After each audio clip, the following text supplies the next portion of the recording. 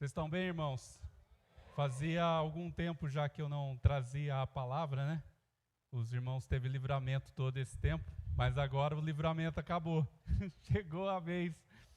Eu quero agradecer a oportunidade do pastor Valdo, Renato, pastor Luiz e a Rosa. É sempre um privilégio trazer a palavra de Deus para os irmãos. E aqueles que já estão acostumados comigo de manhã, sabem como que o negócio anda, né? Eu acredito que hoje é um dia especial, primeiro porque é a Santa Ceia. Um tempo de nós renovarmos a aliança com o Senhor. E mais especial ainda porque é a última do ano. Como alguém disse aqui em cima, não sei se foi a Camila, ou a Laura, ou a irmã Ana Paula, até aqui o Senhor nos sustentou. Você teve 12 meses de livramento. E você está aqui hoje, podendo glorificar o nome do Senhor. E esse tempo vai ser muito edificante. Quando eu meditava acerca de que Deus queria falar conosco nesse tempo, eu fui levado a pensar justamente isso. Como eu estou terminando o meu ano? Como eu estou terminando esse tempo? Nós podemos até dizer que, como eu estou terminando esse mês?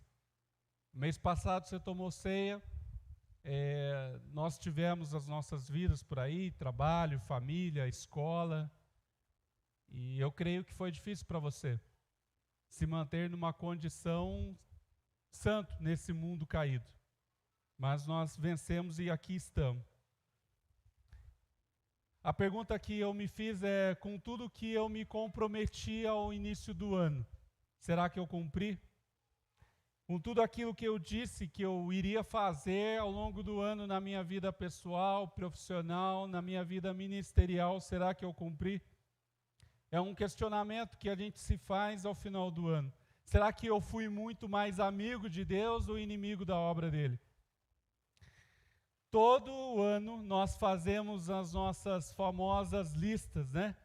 Do que eu vou planejar para o ano seguinte. Eu vou estudar mais, eu vou ler mais a Bíblia, eu vou fazer uma faculdade, naquele curso.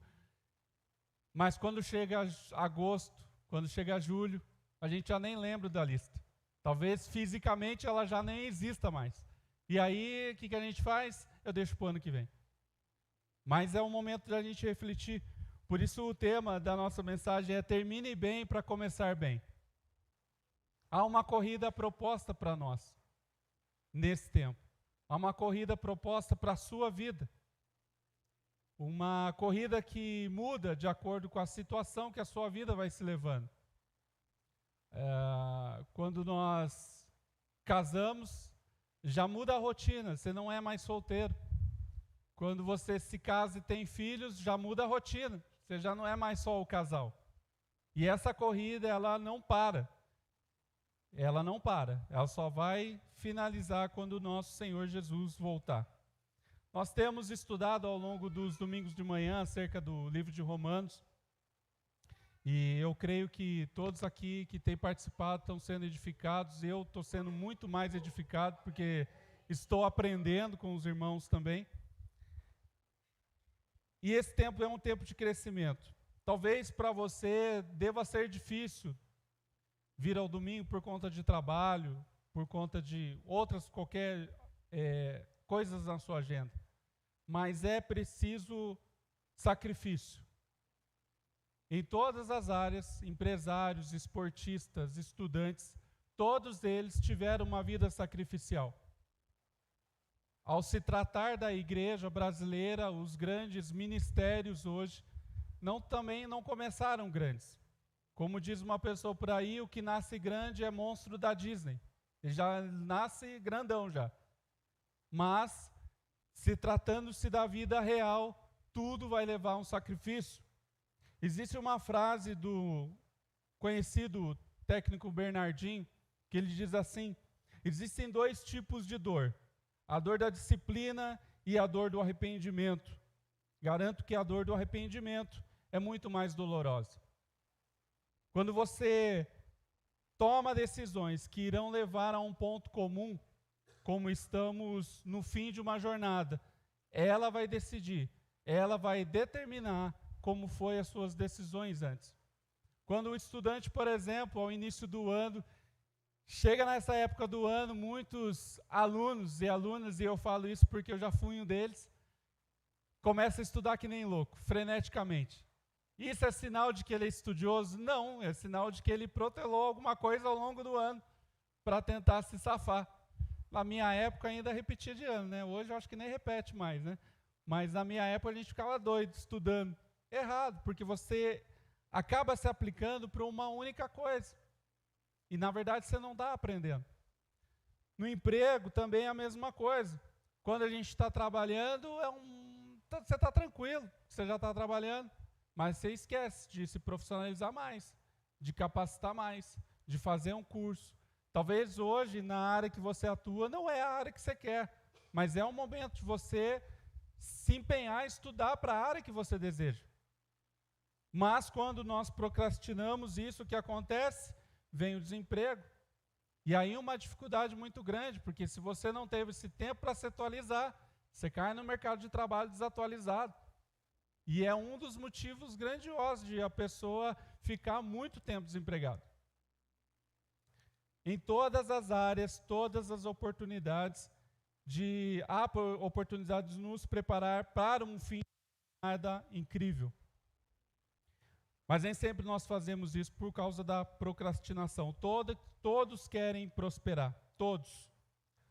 Mas nem sempre todos estão a fim de entregar esse tempo de dedicação. No final, todo mundo quer prosperar, todo mundo quer ganhar dinheiro, todo mundo quer ser bem-quisto na sociedade, na família, onde quer que você esteja inserido. Mas isso também requer uma demanda de tempo. Nem todos estão dispostos a pagar o preço. Aliás, alguma forma de que fomos convencidos, há uma forma de que fomos convencidos de que tudo vai acontecer naturalmente, e não vai. Você vai conseguir um emprego, você vai conseguir se formar, mas tudo isso requer uma demanda de aplicação sua. Quando o Bill Gates começou a desenvolver o Windows em 1982, ele não imaginava que 3 anos e 4 meses depois, aquela aplicação, aquele sistema operacional seria mais usado do mundo. 3 anos e 4 meses depois. Estima-se que desse tempo ele ficou 2.500 horas em frente ao computador, o que equivale a mais ou menos um ano inteiro na frente de um computador, sem sair. Então, se você perguntasse talvez para ele se ele teria esse tempo disponível, tenho certeza que como ser humano ele iria desistir no meio do caminho. Lutero demorou cerca de 7 anos para publicar as 95 teses, que hoje a gente conhece como a Reforma Protestante, que deu origem ao cerco evangélico, né, digamos assim. Demorou 7 anos. Durante todo esse tempo, o que ele fez? Ele estudava as obras de Calvino. Ou seja, não aconteceu do dia para a noite. A gente, às vezes, olha essas histórias de sucesso de homens e mulheres e achamos que é do dia para a noite, e não é. Houve uma dedicação, houve um tempo, houve sacrifício. Houve uma decisão de deixar de lado o que era legal, de deixar de lado o que era cômodo, para encarar o que é difícil. Poderíamos encontrar, então, diversas histórias, diversos exemplos de nosso cotidiano, de homens e mulheres que, nacionalmente ou mundialmente conhecidos, pessoas anônimas que conquistaram algo, mas que levavam uma vida sacrificial.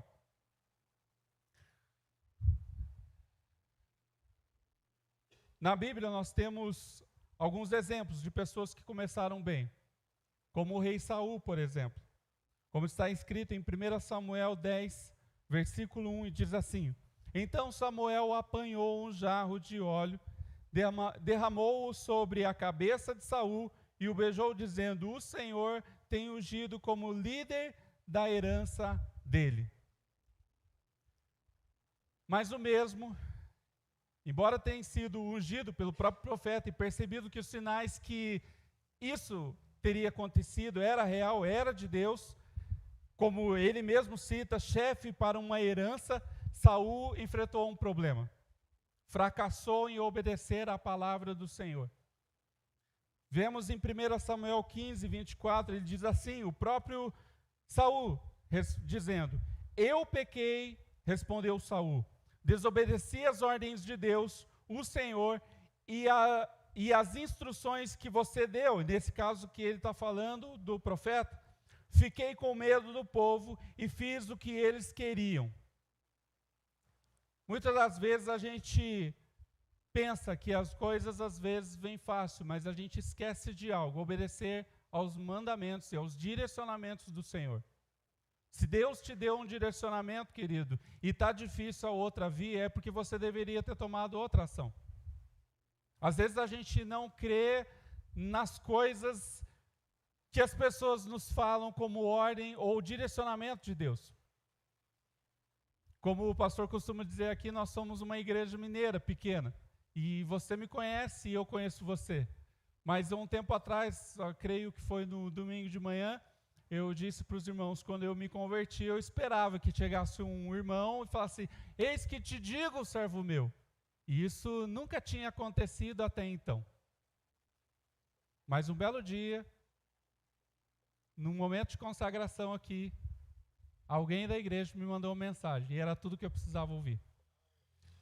Então, queridos, não subestime a oração dos irmãos da sua igreja. Não subestime. Depois disso, você conhece a história de Saul, foi só ladeira abaixo. Alguns comentaristas acreditam que Saul terminaram o reinado com doenças mentais, grandes crises de esquizofrenia e refém dos períodos de depressão. Ou seja, começou bem, mas terminou mal. Começou sendo ungido pelo profeta, mas terminou ofuscado com as suas pequenas conquistas, principalmente porque quem o sucedeu foi alguém exatamente maior que ele, Davi. O outro exemplo e clássico que nós temos é do nosso irmão Adão, que começou bem no paraíso. Adão foi o primeiro homem, você conhece a história, de cor salteado, criado pela mão de Deus. Além de ter um relacionamento diário com o Criador, ele caiu em desobediência. Quando, por oferta da sua mulher, ele comeu do fruto. E havia sido avisado pelo próprio Deus, que quando ele comesse, certamente ele morreria. O problema é que, até então, nesse ponto da história, a morte não existia. Ele não sabia o que era morrer. Adão, quando recebeu essa ordem, ele falou assim, tá bom, eu sei, tá bom. Mas só que, sabe, ele não tinha noção do que era a morte. Isso nos ensina que podemos até não conhecermos a dimensão das consequências do pecado. Mas é melhor não pecar do que pecar por não saber o tamanho da consequência. Então, se há alguma dúvida entre fazer algo que não é certo, só porque você não conhece a consequência, é melhor não fazer. Porque realmente há uma ordem sobre isso. Por outro lado, nós temos relatos de pessoas que começaram mal e terminaram bem também. Um deles é Pedro, que é chamado por 4 nomes diferentes no Novo Testamento. Em hebraico, Simão, em grego, Simeão, em grego, Simão. Jesus chamou de Cefas, que o significado é rocha.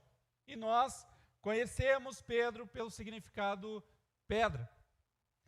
Pedro era de personalidade impulsiva, um gênio difícil e até inseguro. Era um pecador, como ele mesmo declara em Lucas 5, 8. Após ter recolhido grandes quantidades de peixe, por ordem dada por Jesus, que lançasse novamente as redes, ele diz assim, quando viu isso, prostrou-se aos pés de Jesus e disse, afasta-se de mim, Senhor, porque eu sou o pecador. Ele reconheceu que ele era alguém que não deveria ter sido privilegiado por aquela ação. E a partir dali, Pedro iniciava uma jornada extraordinária e grandiosa ao lado do nosso Senhor. E teria a história dele contada nos evangelhos, uma impressionante história. e uma informação impressionante é que Pedro é um dos mais destacados do Evangelho. Toda a lista, quando você pega a lista dos apóstolos, ele é o primeiro. E mesmo assim ele se reconhecia como pecador. Às vezes tem gente que vem aos cultos e se acha que é o santo. Outro exemplo de pessoa que começou mal e no entanto terminou bem é a mulher samaritana. Era divorciada, considerada impura pelos judeus. No entanto, ao ter encontro com Jesus, tornou-se testemunha dele na cidade dela, pela mensagem que Jesus a tocou. E diz assim em João 4,39, muitos samaritanos daquela cidade creram nele por causa do seguinte testemunho dado pela mulher: ele me disse tudo que tenho feito. Tudo que tenho feito. Até aqui nós tratamos de informações. Você sabe, já entendeu que existem pessoas que começam mal, terminam bem, e outras que começam bem, mas terminam mal. Isso nos remete a pensar da seguinte forma: Jesus pode fazer tudo o momento que ele quiser. Tudo, o que ele quiser. Mas quando pegamos esses relatos e passamos, temos que entender que também há uma parcela nossa nessa história. Porque às vezes a gente vive achando que Deus vai resolver o nosso problema do dia para a noite, não. O problema, às vezes, do desemprego é resolvido com você estudando mais. O problema, às vezes, de você não crescer como pessoa, ministerialmente, socialmente, é porque está faltando empenho seu. Não é culpa de Deus. O prosperar, que muita gente fala financeiramente, não é obrigação nenhuma de Deus. Não está escrito na Bíblia isso, querido. Que Deus vai te prosperar financeiramente. Está escrito e Ele confirma que você pode ser salvo e morar com Ele. Isso sim. Isso sim. Do contrário, não está. Deus pode fazer um milagre? Pode. Nós não temos dúvida disso. Mas eu não posso fechar os olhos para que há uma parcela minha também. Eu tenho uma parcela de responsabilidade nessa história. E talvez a maior parcela. Ir à igreja somente por ir não te torna um convertido, mas te torna um convencido. Você vem na igreja porque você sabe que é uma palavra boa, porque o convencido, ele pensa assim: eu sei que é essencial ir à igreja, eu sei que eu preciso ouvir uma palavra. Às vezes as pessoas vêm para ouvir uma palavra de autoajuda, e aqui não tem palavra de autoajuda, é ajuda do alto, é Ele que nos direciona. Lá eu encontro pessoas com valores que eu compactuo, lá eu encontro palavra de Deus, ensinamentos de Jesus, ou seja, eu estou convencido que o ambiente da igreja é bom. Eu estou convencido. Pode, de vez em quando, até rolar uma festinha para nós. Agora, alguns exemplos disso são, por exemplo, Caim e Abel. Caim, quando matou Abel, ele era convencido que ele tinha que entregar a oferta, mas ele não era convertido. Olha a chuva. Quem largou roupa no varal agora está chorando.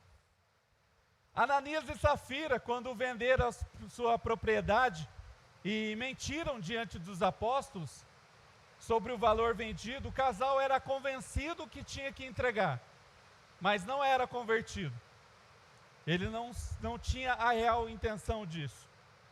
O convertido, ele entra em estado de culto diário, entende que a vida dele não pertence a ele, mas sim a Jesus, e tudo que ele faz há um propósito para a vida, não dele, mas da obra de Jesus. Ele entende que o caminhar dele não é sobre ele, ele entende que o que ele faz não está falando sobre ele, mas sim falando sobre Jesus. Então o nosso testemunho é a nossa vida. O nosso maior testemunho que você pode dar, querido, não é porque você comprou um carro, não é porque você comprou uma casa, mas é porque você foi salvo, você é salvo em nome de Jesus. Pessoas assim entendem que não é o que possui que gradua para entrar no reino de Deus, mas sim o coração entregue a Jesus. Pessoas assim servem à igreja e aos irmãos e à obra sem esperar recompensas e holofotes. Sem esperar recompensas. Não está preocupada se os homens irão reconhecer, está preocupada se Jesus reconhece e recebe o que ela está fazendo. Esse é o convertido. Desejar servir já é um sinal que você é convertido e não convencido. O que lhe falta mais? O que lhe falta mais? Aí você deve estar se perguntando, tudo bem, Rodrigo, eu entendi, eu preciso terminar bem para começar bem, mas como eu faço isso? Como eu faço isso? Primeiro, apresse em realinhar-se com Deus. Apresse em realinhar com Deus. Lucas 8, de 1 a 3, diz assim: depois disso, Jesus ia pelas cidades e povoados, proclamando as boas novas do reino. Os 12 estavam com ele, e também algumas mulheres que haviam sido curadas de espíritos malignos e doenças. Maria, chamada Madalena, de quem havia saído 7 demônios. Joana, mulher de Cusa, administrador da casa de Herodes. Susana e muitas outras. Essas mulheres ajudavam e sustentavam com seus bens. Maria de Madalena era conhecida como Maria de Magdala. E a gente conhece ela como Maria de Madalena. Ela foi a mais importante discípula, seguidora de Jesus. Foi mencionada mais vezes do que qualquer outra mulher no Novo Testamento. Magdala era uma cidade localizada à beira-mar do Mar da Galileia, ao norte de Tiberíades. Era uma pequena cidade. Maria Madalena não aparece nos textos de Marcos e Mateus, e nem de João, até a sua crucificação, a crucificação de Jesus. Lucas é quem dá maior atenção a ela, e relata isso para nós. Ela fazia companhia a Joana, mulher de um procurador Herodes, e Susana, e ao que tudo indica, eram mulheres de posses, mulheres de dinheiro, porque elas serviam com os seus bens a Jesus e aos seus discípulos. A libertação de Maria Madalena foi evidente. Lucas relata isso. Saíram 7 demônios dela. Acho que ele ficou contando, né? Demônio 1, demônio 2, demônio 3, demônio 4. Dizem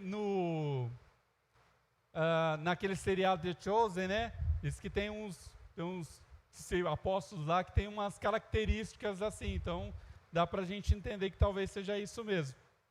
Ele ficou contando. A libertação de Maria Madalena foi evidente, liberta pela opressão de demônios. Os relatos dos evangelhos nos indicam que ela seguiu Jesus não só até a crucificação, mas depois dela também. Marcos 28, versículo 1 diz assim: depois do sábado, tendo começado o primeiro dia da semana, Maria Madalena e outra Maria foram ao sepulcro. O que isso aponta é que depois da libertação, depois de entender que Jesus fez por ela, ela continuou no caminho. Ela continuou servindo. O que Jesus tem feito por você? E o que está faltando você continuar no caminho?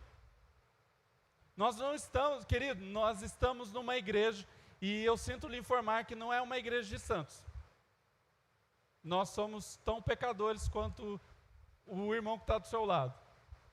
Se existe um lugar que é chamado de hospital, e hospital é para cura, esse lugar é a igreja.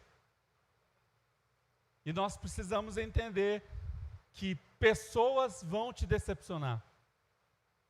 Pessoas vão te decepcionar. Mas Jesus nunca te decepciona. Você precisa apressar-se em realinhar sua vida com Jesus. A libertação de algum vício, de algo que está oprimindo, começa quando a pessoa entende que ela precisa de libertação. Toda a cura, ela só se dá o start quando a pessoa reconhece: eu estou viciado nisso, eu preciso me libertar. Quando não existe esse reconhecimento, não há terapia, não há psicólogo, não há remédio, não há nada que faça a pessoa se libertar. Começa por ela. Começa por ela. Nós não temos maiores informações sobre Maria Madalena, de como ela chegou nesse estágio de ser dominada por demônios. Mas uma coisa é certa, em certo momento da vida dela, ela entendeu que ela precisava se alinhar com a vida que Jesus oferecia para ela. Ela se apressou em realinhar sua vida. Não importa o seu passado, não importa o que você fez mês passado, o que você fez no início do ano, o que você fez 10 anos atrás, hoje é tempo de se realinhar com Jesus. Se existe algo que você precisa deixar, esse é o dia. Esse é o dia. Segundo ponto, peça perdão. Peça perdão. Em Atos, nós vemos o relato de Estevão. Acompanhe comigo a leitura. Mas Estevão, cheio do Espírito Santo, levantou os olhos para o céu, viu a glória de Deus e Jesus em pé à direita de Deus. E disse: vejo os céus abertos e o Filho do Homem em pé à direita de Deus. Mas eles tamparam os ouvidos e, dando fortes gritos, lançaram-se todos juntos contra ele, arrastando-o para fora da cidade e começaram a apedrejá-lo. As testemunhas deixaram os seus mantos aos pés de um jovem chamado Saulo. Enquanto o apedrejavam, Estevão esteve orando: Senhor Jesus, recebe meu espírito. Então caiu de joelhos e bradou: Senhor, não considere culpados deste pecado. Tendo dito isso, adormeceu. Se nós fizermos uma enquete aqui e perguntar se você é capaz de perdoar pessoas, eu acredito que 100% dirão que sim. Eu sou capaz de perdoar a pessoa. Mas tente se colocar no lugar dos parentes de Estevão. Você perdoaria a pessoa que está apedrejando seu filho, seu irmão, sua mãe, e você vendo aquela multidão fazendo isso sem poder fazer nada? Não é algo complicado. O motivo pelo qual deixamos de receber as promessas do Senhor tem raiz na falta de perdão. Seja para com um irmão na fé, um parente, ou algum colega do trabalho ou vizinho. A própria ciência já indica que as doenças como úlcera, depressão cardíaca, nódulos, até mesmo tumores, alguns dos motivos advêm da falta de perdão. E uma matéria na revista Exame de 2019 já apontava, estudos indicavam que a falta de perdão é associada a riscos de infarto, segundo o estudo. Ali embaixo, não sei se você consegue ler, mas diz assim, o estudo também mostrou que entre quem infartou, 31% afirmaram ter tido perda significância da fé. Não é porque você é crente que você não vai ter problemas. Você vai ter problemas.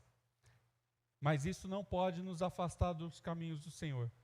Um trecho da matéria, do estudo, diz sobre a significância da fé, a perda da significância da fé. Muitos, queridos, se atrelam ao viver de uma forma estável, gloriosa, grandiosa, só porque é crente. Não é.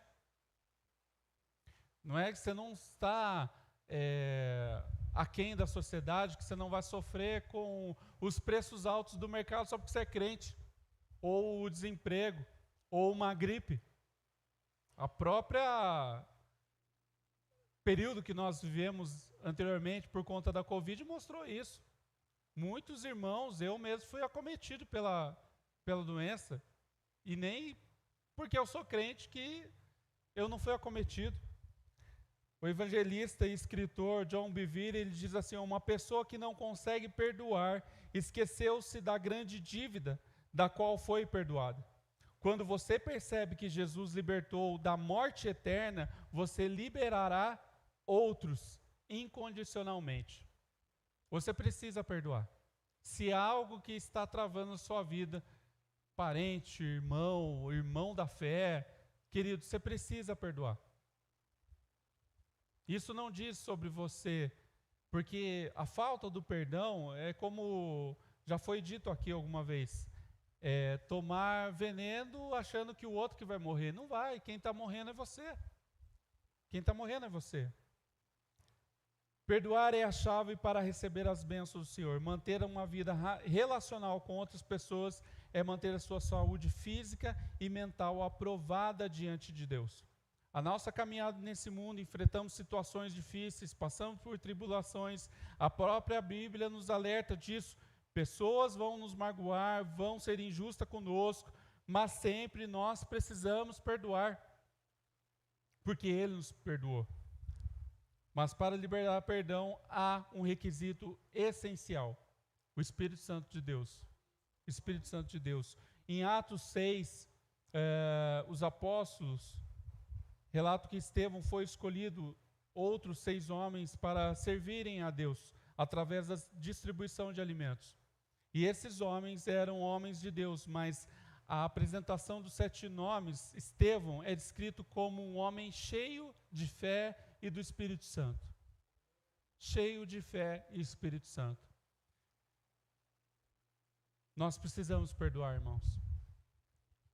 Para que a nossa vida seja uma vida que apresente Jesus para as outras pessoas, o perdão tem que vir em primeiro lugar. Terceiro ponto, persevere. João 14, 19 diz assim: dentro de pouco tempo, o mundo não me verá mais. Vocês, porém, me verão, porque eu vivo, vocês também viverão. Há uma promessa de Jesus sobre a nossa vida. Não se trata apenas desse plano físico, mas sim de um plano espiritual.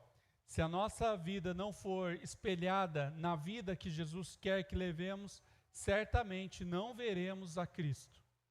Nós precisamos espelhar na nossa vida com base naquilo que Ele quer para nós, não do que nós queremos para Ele. É o contrário. E isso não está relacionado a ser uma pessoa formalmente ungida na igreja, mas sim na sua vida pessoal. Você é ministro onde você for. Você é testemunha de Cristo por onde você andar. E você precisa deixar essa marca, uma marca positiva. Você é a voz de Cristo para este mundo que já não o vê há muito tempo e que tem repulsa de seu próprio nome. Quando você persevera, é certo que amizades você vai perder. Ambientes que você circulava, você não vai mais caber em você. Quando você persevera, você vai ver que as coisas, você consegue ver o erro das pessoas, as pessoas estão errando, mas elas não enxergam. Você começa a ver as coisas por outro lado. E isso é natural, é a mudança que Jesus faz em nós, de dentro para fora. Não é um estereótipo. Não há uma veste que você põe e você, agora eu sou crente, agora eu não peco mais. Não, querido. Você pode ser crente na praia, você pode ser crente no seu trabalho, você pode ser crente numa festa, em família.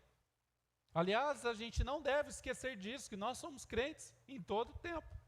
Em todo o tempo. Isso é natural, a mudança de dentro para fora. Só para concluir, nós estamos às portas, então, de um ano novo. Existem bênçãos do Senhor sobre as nossas vidas, pessoal, familiar, profissional e ministerial. Bênçãos que Ele quer derramar.